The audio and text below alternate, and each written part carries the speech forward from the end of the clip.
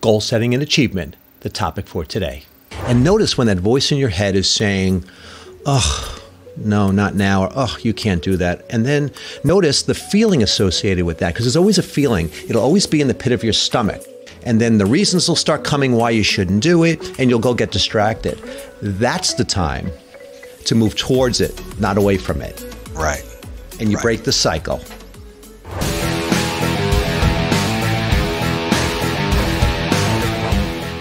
Steve Arecco from LifeMasteryPodcast.com. With me is Tim Ryan. Tim, welcome back to the show. Thanks, Steve. Great to be here. Thanks for having me on again. Got to tell you, goal achieving, always been my number one thing for the past 20 years. So important to track your goals, track your progress, and then also track your lack of progress, just to see where you're at. How do you feel about goals, Tim?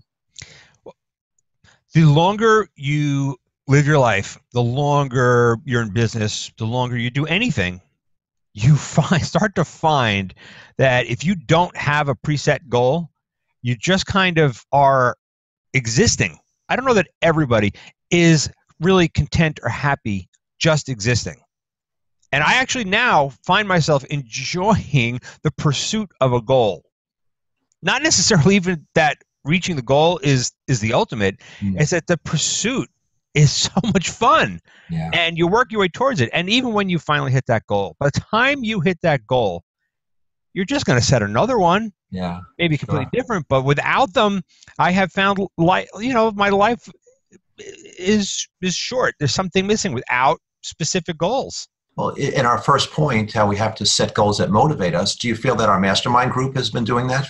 In the most ultimate way. And I guess that really, first of all, in the mastermind group, any mastermind group, but ours in particular, goal setting is vital, and being accountable to those goals and making sure you're working towards those goals. It's so easy. It's so easy to just get distracted and make, easy to make excuses of why you're not attaining your goal or not working or not moving forward. Yeah. In reality, if you're not moving forward, you're moving back. I couldn't agree more. No one's stagnant. It's either back or you're forward. That's all there is to it. Yeah. The mastermind group is fantastic for motivation. I found it to be probably, other than, I'd say even more so when you think about it, our families, we have to take care of our families. We have to take care of ourselves. But for some reason, I don't know, those things become secondary. Our mastermind group is kind of interesting. It's keeps me focused on a specific direction. And I almost gave up a couple of times this week on projects and different things I was doing towards my goal. And I got to tell you, knowing that on Tuesday nights we get together makes a huge difference. Huge motivating factor. And, as the time goes on, I'm sure, we'll see our goals materialize quicker and quicker. And with more fun, like you said, more excitement. Yeah. So I do find them, having them makes life a little bit more exciting.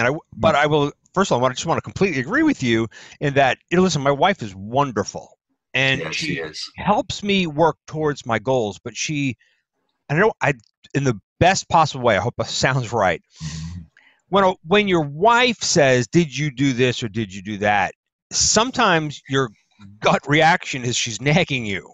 They're not. Your wife is not nagging you. She's actually helping you reach your goals. But there's a different reaction. Now, you take that outside of the family or outside of a family relationship, and you put that to just people, whether it's your friends or just business partners or just people who you surround yourself with, their goal is to help you reach your goal. I will admit, Steve, getting towards every Tuesday when we have our mastermind group, I really do say, did I work towards my goal? Because I have to be accountable when we're in that group. When it's time to talk, when it's time to answer to your peers in the mastermind group, you better have accomplished it. So daily, I'm like, oh, thank God I got that done. Or, oh, I only did 5 of those and my goal is 10. You're going to push towards 10. You're going to you just do it. And do you feel a crunch like on Monday or Tuesday to kind of close the gap? I mean, I do. I get that extra burst, almost like someone that's running a relay race, and they're getting that last 100 yards or something like that. I kind of feel like I have to do that. It's sort of a pressure, but at the same time, it's an excitement. because you know you want to do them. You know it's best that you do them, and it's best that you have a great attitude about it while you're doing it. And that just kind of does it for me those last 2 days. That's why I sent out the texting blast to everybody, just to kick it up that extra notch. I mean, for me, that's what's been very helpful. Yeah, because listen, what we're trying to accomplish in these types of goals, this is not making the bed. This is not sweeping the floor. These are not just general tasks that you could put off a day. These are goals. Ours specifically are business oriented, but it could be anything. Sure. And accountability changes things. And you could, go ahead, keep lying to yourself. But guess what? On Tuesday, you have to tell what you accomplished. Yeah. If you want to lie to yourself, go ahead. But you're wasting your time if you're just not. That's what really the mastermind makes you accountable, and you feel responsible no longer to just yourself. You've got whoever's in your group, you're responsible to them too. Yeah. Sure. So why don't we move on to the second point? Sure. I read this acronym, and it's so interesting. It's SMART goals, and SMART stands for specific, measurable, attainable, relevant, and time-based. And one by one, it's kind of interesting. All the goals that we have must be clear. We must be specific. We must be, in other words, I can't just say I want to make more money this week, this month, this year. I have to be specific. I want to make an extra $10,000 this month, this year. Yes, the Mastermind group is great for this because we get input from other people instead of you just using your own mind or the internet. I mean, you actually have people helping you. But without that, they're way too general. And if they're too general, there's no way in hell it's going to happen.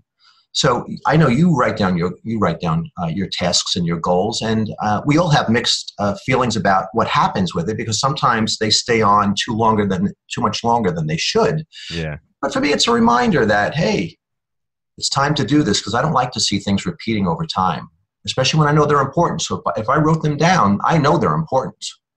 Two things you said. First, I'm going to say that if it's measurable, it has to be measurable. One of my first goals was simply when I started this side business, the goal was to make more money. Well, guess what? At $1, you made more money. Okay. Great point. Right? So is the goal over? You said you want to make more money and you did. Yeah. So you reached your goal. Sure. So it was interesting because it was, and I'm being specific to me, but when I earned $10,000 extra, I was like, wow, that was kind of cool. Can I make 20? And then if I didn't write down 20, now how I made the 10, I kind of didn't really know because it's just something I started. When I said I want to make 20, well, how do I do that? I didn't know the answer. I had to write it down. When you have it so specific and you have to write down how you expect to do that, and then you have to say, when do I expect to do it by? You've got a plan. And actually, in business, that's called the business plan. And if you don't have that specific, it's very difficult to reach your goals. The further thing, and I think I might step back a little bit if you don't mind, Steve, Sure. is that I could write down that goal. This is how much I want to make. This is how much I want to make it by. But if I don't know why I want to make that much money, and maybe it's not money, right? I'm using money as the example. Sure. But it could be anything. But if I don't know why I need to make that much money, again, fill in the blank. I need to never worry about car repairs again. I really need that driveway finally has to get repaved. Like, I don't know what your why is. Maybe, you're just trying to save for your kid's college. I don't know. But when you can visualize the why, all of a sudden those goals, like, they're different. I want to earn $100,000 a year. Why? Well, because I never want to worry about my car repairs. I want to make sure that I put aside a third of that money towards my kid's education, my retirement. Who knows? For that every other year vacation, the why has to be crystal clear.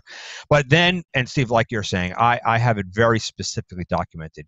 Here's the goal. Here's how I have to do it. Here's how long I have to do it. And I can break it down per week. These are the things that have to get done this week. If by the end of the year, that is what I'm expecting to have happen. Excellent. Very well said. And how about as far as attainable? I feel we have to be realistic about our goals, but at the same time, I find that we're overly realistic. In other words, we don't set goals that are high enough. Like if I'm 5'2", 100 pounds, I'm not going to be a forward for the Lakers. That's all there is to it. I mean, that's just a given, but we don't stretch far enough. Our fear, and everything we talk about comes down to the same thing. We keep coming back to the same topic. It's our fear of going outside our comfort zone. It's our fear of failure or fear of success as well. We have to be bold, but at the same time, you can't be lame either. You know what I mean? Well, I'll use the same example. And a lot of the training that I'm in with this new business that I'm in, goal setting is vital. And exactly what you said is exactly what they're training on. So it has to be attainable, but realistic. So if you earned, let's just say you're in some new career, whatever it is, right? Again, I'm using these examples that are familiar to me. If you earned $10,000 last year, but you want to set a goal for earning $300,000 by the end of this year, well, is it possible? It's possible, but you'd have to work 100 hours a week or whatever it might be to attain something like that. Are you prepared to do that and learn a whole new job or whatever it might be? So what is something that's more attainable? So if you earn 10, in my world, 10, that was great. Can I make 20? Yes, it was easier than I thought. So maybe I should have said 50, but I didn't know. So when you hit 20, what's next? So my next goal is 100. Well, can I write down how to do that and say, can I do that? How many hours per day are required to hit that goal? Yeah. And quite honestly, I'm going to add 20%. Yeah. Right? I could do the math and go like, I can get here. That's great. But guess what? I'm going to add 20%. It's going to be harder, but I have to set it a little bit higher than I think is attainable. Sure. So don't add 10% for what you accomplished last year to next year. That's not a goal. Yeah, right. That's just keeping up with inflation. That's just keeping going. Right. Yeah, and getting back to like the Tony Robbins days, I mean, he'd always say, phrase your goals as if you've already obtained them, or I will do this instead of, can I do this? It works for me saying I can because, but when you think about it, you kind of put yourself in a frame of mind that you've already believed that you will do it. It changes physiology. It changes physiology completely. If you can visualize these things in your brain and say, I am, not I'm going to be. Definitely. If this happens, I will. No, I am. Yeah. It takes it to a whole new level. Right. And if you add emotion to it, and as Tony always said, and you add emotion to it and you think about it, because we're being bombarded by negative affirmations all day long. And it's not just the external, it's the internal. Our minds are just basically negatively worrying, negatively thinking of pain and to avoid pain. It's just everywhere. And when you think about it, it makes total sense that we should have more of a positive outlook on the things that we haven't accomplished yet, but we have just structured a process that will take us there. Yeah. And as far as the time-based part, there's got to be a time. There has to be a time put on everything important, every task that leads up to the goal, and of course, achieving the goal. And moving the goalpost isn't necessarily the best thing to do. A lot of people I know in sales, if their employees are not going to meet the goal, I hear that they move the goalpost, and sets a very, very, very bad tone for achievement. And, we should be careful in our mastermind group as well, because it's easy to be derailed by life. Yeah. And if we already establish that these things are important, we've written them down, we've discussed them amongst ourselves, we all agree that this is the best thing for us. Why do we let other things derail us constantly? And we have 1,000 excuses. This morning, I was reinstalling Windows 10, and then we had this. How do you shift? Yeah, the mastermind group, now, thank God, we meet every week. In my industry, we have various events, a convention, a smaller convention, regional events. And it's very easy to describe. Every time you go to an event, your attitude and your goals are very high. And you can watch in between events, you can watch this happen up and down, constantly. It's this wave. And I don't think life is any different than that. But when you do something like a mastermind group, you really are trying to keep it straight across. Now, even on the micro level, we are, here's Tuesday, here's Wednesday, Thursday, Friday, Saturday, Monday, and it works that way. So I think that's natural, but I'm glad that we have it on a much more consistent basis. And that's where you can be specific and you can be measurable. I don't know that we maybe even in the mastermind group, we have to recognize is what we're saying to each other attainable. Now we're talking individually. So I don't know that I'd know what, if your goals are attainable. I don't know, but it's worth discussing so that we know. And relevant has to be relevant to you. What's relevant to me might not be relevant to you. But if we are accountable to each other, it doesn't really matter. And then, of course, your last part of SMART was timing, and we can define that in so many ways. But to me, it was having a deadline. If I don't have a deadline of when this is going to happen, I'll be honest with you, I've already missed some of my big goals because I set the deadline and I missed it. Am I depressed? Am I going to give up? No, I'm also not going to move the goalpost. Sure. Not in time-wise or the actual goal. I just rewrite it. Yeah. You know what I find interesting also, Tim? I alter my goals along the way. I don't move the goalpost, but sometimes they get bigger. They never get smaller, but sometimes they shift. And as long as we're honest with ourselves and we're telling ourselves why we're doing this, and we're not just saying, we're just giving into the fear in our heads or whatever, it's important to be flexible at the same time, because we might have set a goal that is not as healthy as we thought it would be. And as we get closer to that goal, we realize that it's not. So we definitely need to navigate more. It's almost like a plane that takes off. You need a flight plan to take off, but you know where you have to land, and you do. But if you have to change that landing somewhere, you need to be able to do that if you have to. So I think as far as goal planning goes, sometimes we think things that are going to help us may not until we start getting towards it or we obtain that goal. Some things might be excellent point. You reminded me of something early in my life. When I went to college, it didn't take long for me in college to realize, like, I'm in the wrong curriculum. Oh, really? I'm in the wrong curriculum. I ended up in a school, kind of misguided by a guidance counselor, but I'm not blaming anybody. But I was in a technical school for photography, and I needed to be in an art school for photography, but I was in a technical school for photography. So I recognized that, in the first 2 months, that this whole curriculum is not what I should have taken. But it was a goal that was going to graduate, and I shouldn't have. I spent too many years studying and working hard towards the wrong thing, and my heart wasn't in it. Today, this is where I agree with you completely. If you are working towards a goal, and along the way you realize it's not the right goal for you, you have to be able to adjust. Sure. So I'm completely in agreement with you, and don't feel bad about it. Just realize, I was off target on that goal. But you better replace it with something else. If that's not the goal, it's fine. Definitely. How many times have I written a business plan to do something? Sure. This is my business plan. And then you work towards it. You have your goals and you have it all set. And you're like, oh my God, I really misjudged this. Yes. And it's sometimes it's real. I got to tell you from personal experience, it's so hard for me to be able to tell sometimes.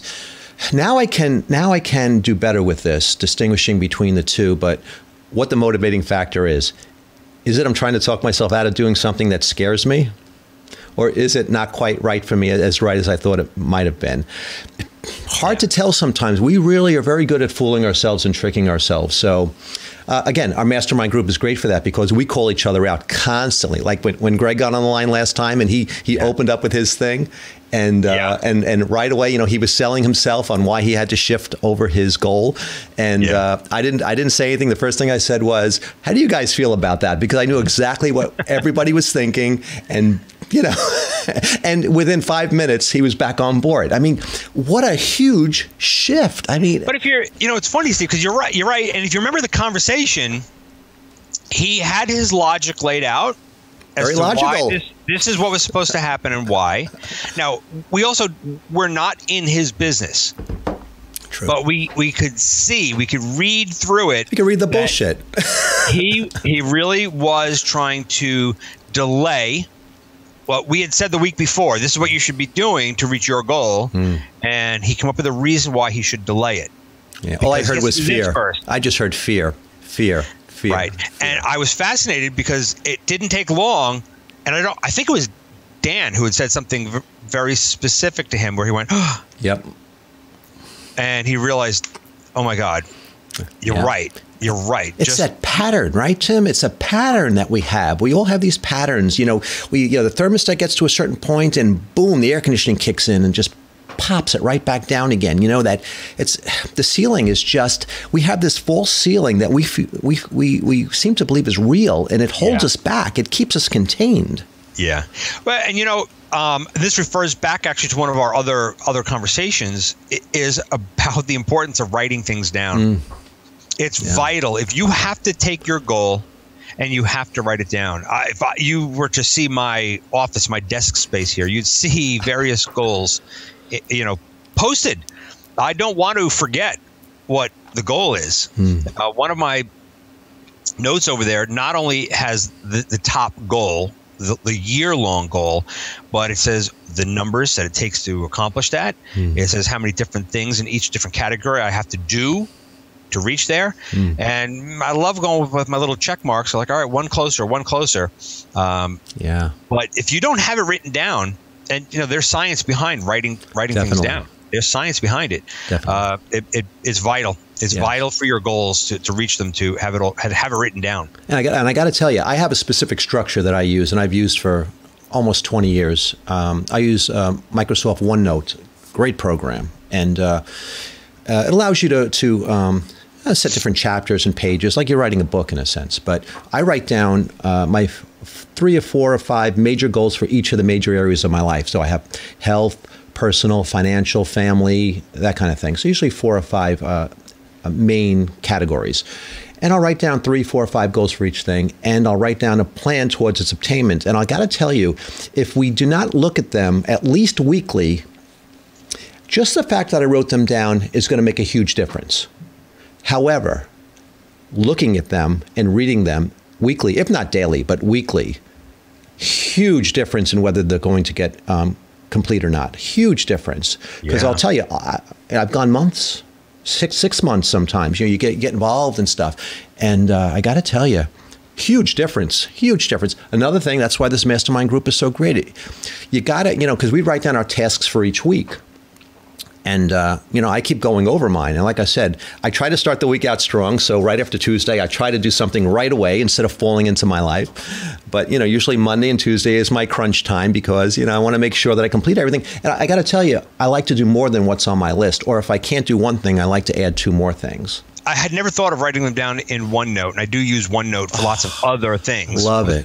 OneNote's a very powerful piece of software that I laughed at first, but then once you start using it, I used to use Lotus Organizer before then. Did you ever hear Lotus Organizer? Years and years ago. Great concept, and then OneNote kind of Yeah, OneNote's great. Evernote's another one. Evernote too. I use OneNote. Do you know that I have to write down my daily goals, even sometimes hourly goals? I'm trying to accomplish it that specific.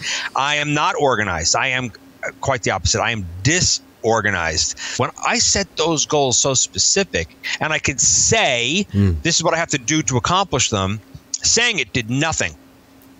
Saying it did nothing. I still couldn't do it. Starting to write them down, and I literally started to write down. I have a grid of the things that have to get done, and I have it Monday through Sunday. This is what I have to do these days. That all leads to my long-term goal. If I accomplish these things every single day, these other things should happen. But without it, now mind you, I'm saying that it's for me because I'm scattered. I have ADD. I'm all over the place. That's how my brain works. So I used to write them on 3x5 cards. Yeah. And as I accomplished them, I'd cross them off. And that helped me keep track. And every time something happened, I just write a new note on that 3x5 card so I could cross it off. Well, you fill up that 3x5 card, you cross enough things off, then you get a new 3x5 card, move the old stuff to the new card. And this is what I started to notice. If I had to move the same note 3 or 4 times to a new card, dude, put the card down, put the pen down, pick up the phone or pick up your email. Do what it says. Why are you rewriting this for the 3rd or 4th time? So aren't you really saying that we each need a system? I mean, we're each wired differently. We each have different challenges. I mean, life along is pulling us in 1,000 different directions, or we're allowing it to happen. Let's put it that way. So you're basically saying that each person needs a structure that works for them, right? To leverage what we innately aren't doing well with. Mel Robbins wrote a book called The 5-Second Rule, and I've mentioned this before. Our brains are going to talk us out of anything, and you usually have within 5 seconds. And in this case, like you mentioned, tasks. Let's say I wake up and I have a couple of tasks written down.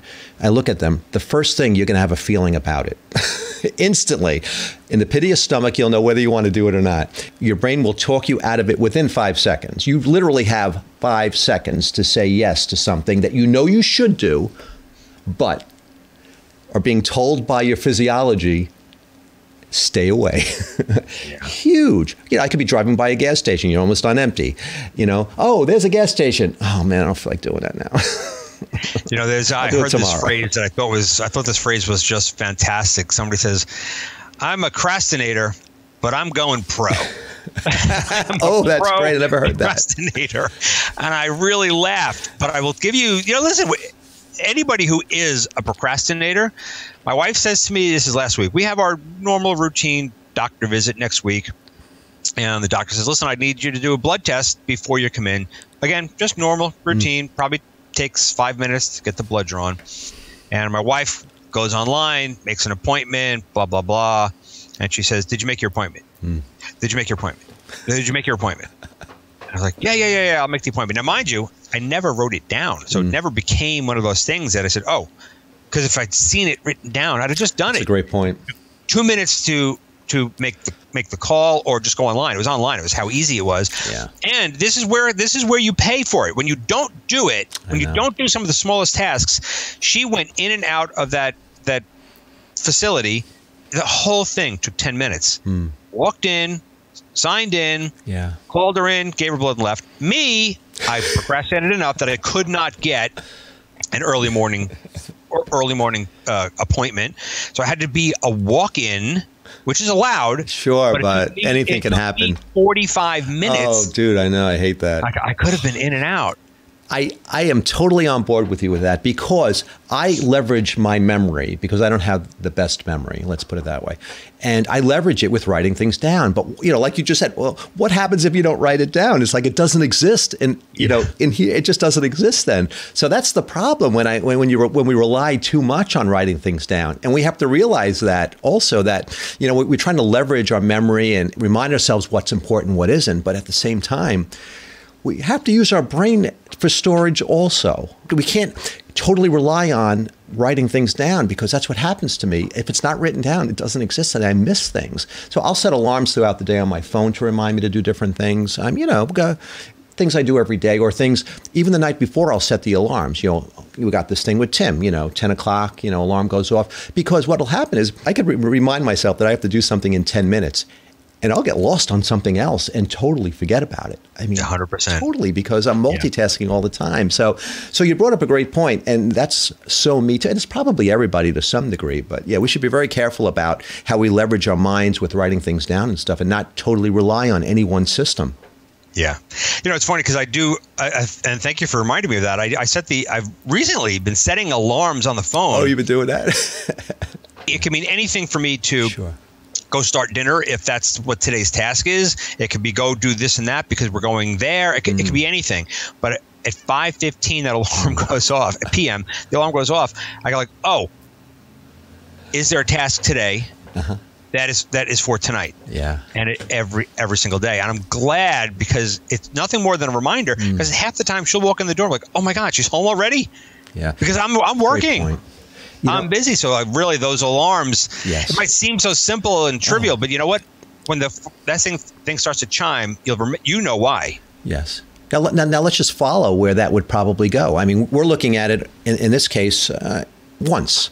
But if it happens consistently over time, closeness in the relationship has got to even get better than it already is. But one of my favorite alarms is I set one for 10:15 at night to say goodnight to my daughter. That's one of my favorite alarms.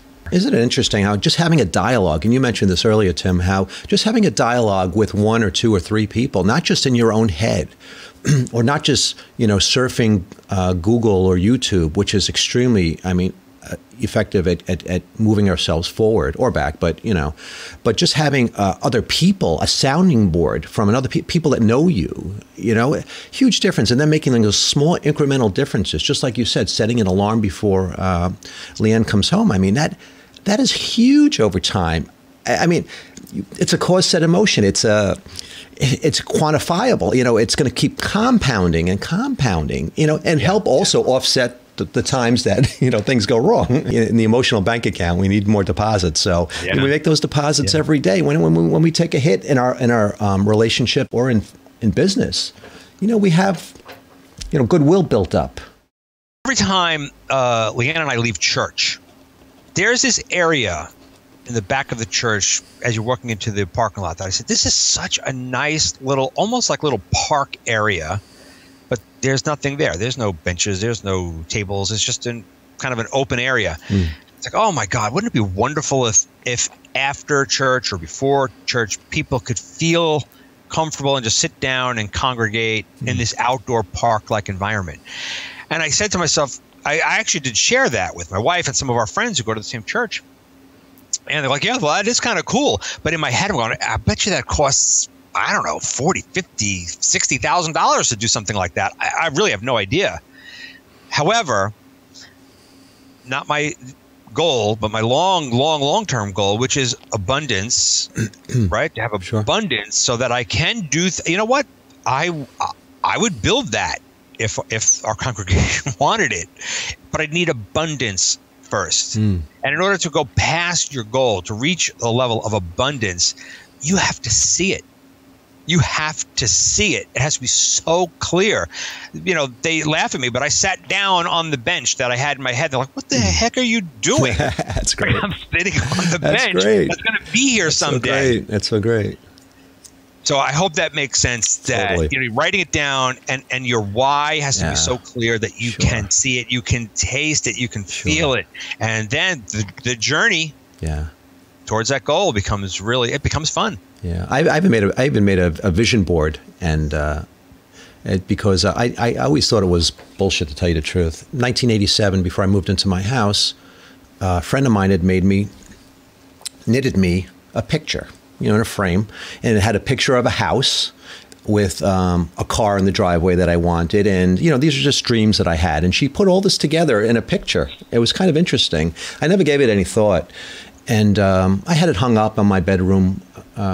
Actually, I was still living with my parents at the time, 1987. And I had it hung up for a long time, just like anything else. You don't look at it. It's just there, And I moved into this house, and years later, had to be, 15 years later, I'm going through stuff, and there it is. And I look at this, and I said, I got chills. I said, oh my God, I'm living in that house with the car in the drive. You know what I mean? Like, in other words, and I didn't even give it another thought. I mean, talk about the power of just having a vision and not just writing it down, but, she created something, and my brain took a picture of it, and it was in alignment with what I wanted. And I could not believe. So after that, I said, I'm going to do a vision board. So my daughter and I did a vision board, and we each did one a couple of years ago. I was 16 years old, and, vision, goals, like they're nothing, get to Friday was my goal. Like that's that was it. However, my parents moved to this house. They bought this house in a different neighborhood. It was kind of a cool house. It was a split level, and I'm like, wow, that's really that's Brady Bunch. Like it was just cool to me. Sure. And I remember thinking, like, oh my God, I get to live in this house. Like, this is really great. And this is no joke. So at 16 years old, I remember saying, wouldn't it be so awesome to someday have my own house like this? At 16. Yeah. Oh my God. So 40 something years old, the opportunity comes up to buy the house 2 doors down from that very house. That's great. And we bought it. That's great. We bought that house. And I said to my wife, I don't think you understand what this means. Like, this is my dream house. At 16 years old, I didn't have much of a dream. This is it. This is like I'm living in my dream house. And I didn't have the foresight to draw that out, to take a picture of it, to make that a goal. But it just always sat there. And I've been living in it now for, I guess, 15 plus years now. Yeah, and I love it. I love it. And my wife laughs at me because every time we turn the corner and I see that house, like, isn't that house wonderful? Yeah. Look at that house. And it's ours. Yeah. That's so powerful, and taking that vision with specific steps towards its obtainment would speed up the process even faster. It just would. And what I like even more is when we're able to plot a course and achieve them consciously. That's cool too. Yes. Because we're only on this planet for a short amount of time. And, we should achieve more. But at the same time, I think it's very important to mention that we need to enjoy now also. Because a lot of people will put now on hold for the future, and that's huge. There's no way that the future is more important than now. But it doesn't mean that we shouldn't take the future into consideration and plot a course towards that future. But now is the most important moment we'll ever have. And I've given up the moment plenty of times. I mean, more often than I like to admit. But these days I try not to. Let's put it that way. I catch myself.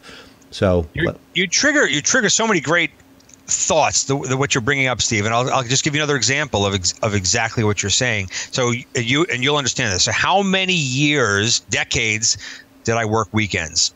Right. So while my family, my friends were all doing so many other things, we did not have that opportunity because we worked weekends, and it wasn't a 4-hour shift. It was a 12 or 16-hour shift sometimes. Like these are long days. And as we got older, it got worse because even if you worked Saturday, you were in no shape to do anything much on Sunday. So you really did kind of not have weekends.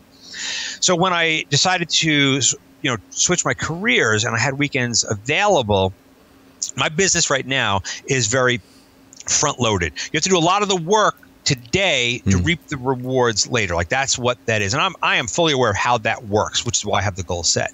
But many of my colleagues will work 7 days a week because they know that it's front loaded. They know that. And I said, no, I'm going to fit it in 5 or I'm not going to do it. Good for you. If I can't do it in 5 days, and I said 8 to 10 hours a day, like I'm not going past that. Like Good for you. When my wife comes home, I have to be done with work. Yes. And I'll do other things. So I don't want to mislead people like that. I'm not strict about it. But I rarely do things on the weekends. If that's what my customer needs, of course I'm going to do that. But it's not a rule. Yeah. So you're right. And that's all goals. That's all goals. Family's important. Once I had weekends free, I said, I'm going to keep them free. Yes. Or as free as they possibly can. Definitely. Yeah. One of my goals 20 years ago was to stop videotaping affairs on the weekends and go back to my family, go back to my life, my world, my friends. I was tired of being the opposite of everything. And believe it or not, it was Tony Robbins that got me out of that mindset and into this mindset. And within 6 months, I had purely transitioned to my Monday through Thursday, which I did for a long time. And I took off Friday, Saturday, and Sunday. And then I added back in half a day on Friday, which for half a day for me is 8 hours. So, Right. But the goal was to have health and to have friendship and not to be, in turmoil 7 days a week, And that was a goal for me. And mathematically, Tony Robbins helped me figure out what it was going to take to replace that. And it added up. The math was right. And without that goal, my life would have been totally different. I mean, totally different now. Yeah. My body was hurting me. My brain was hurting me. I mean, everything was. We just settle for whatever we wake up with that day, by aches and pains, and not thinking that we could change this if we really focus on it. Again, I'm going to use myself as the example. It all boils down to, for me, avoid chaos. Right? I have to avoid chaos. And without writing my goals down, whether it be long-term or short-term, without writing them down, I found myself in chaos. And chaos is not efficient. It's not effective. Because even what you do accomplish, it is done in the environment of chaos. I know. It's crisis management. We all know people that are in crisis management all the time. All the time. We know that, and we know the difference. But yet, we'll succumb to that sometimes, depending on how much we allow it in. One of your last points that I know that we wanted to hit was about making sure that you do something right now. Number 6, final point. Right now. Right now. And listen, if it's a brand new goal and you feel that it's too big or you don't know what to do, definitely do something and do it right this second. In fact, I'm going to do the same thing. Yeah, you and I know, like I've tried a lot of things in business. I've tried a lot of different things in business. And some of them were too big for me to figure out. Just but I had to start somewhere. Is there somebody who could help me? Is there something I could read? Is there something I could listen to? Something where I could write down my first note. Yes, exactly. And notice when that voice in your head is saying, oh, no, not now, or oh, you can't do that. And then notice the feeling associated with that, because there's always a feeling. It'll always be in the pit of your stomach. And then the reasons will start coming why you shouldn't do it, and you'll go get distracted. That's the time to move towards it, not away from it. Right. And you break the cycle. From a guy who just a few years ago really couldn't see what the future was, things were not looking right, and I didn't understand where my life was going, what was happening. You know, when you change your goals, set them clear, understand your why. It's one of the biggest things. Why are you going to do anything? If you say to yourself, I'm going to do this, why? Why are you going to do that? And be so clear. And feel the emotion too, right? We got to break outside our fears, be well regimented, be specific, believe we can do it, and just start doing it. And notice when we're falling off. Notice that thought, notice the feeling, move towards it. Do not move away from it. Always move towards the light. Yeah.